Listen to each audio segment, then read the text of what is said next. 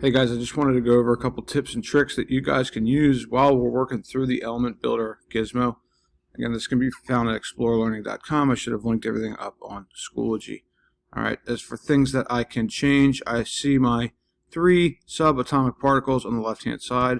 I can click the arrow that's pointing to the right to add them, and I can click the arrow that's pointing to the left to remove them. And you'll see that there is a counter down below here. So as I add different particles and take them away, it keeps track of how many I have in my atom here. Okay, whether they're going into the nucleus or they're electrons going into the cloud around the outside. Okay, on the right hand side I can show some different information. Okay, I can click show element name, I can click show element symbol.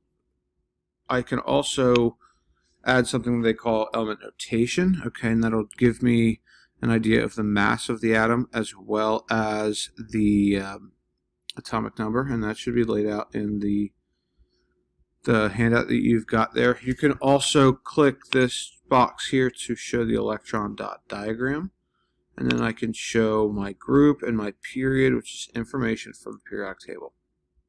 So I don't want to spoil much more.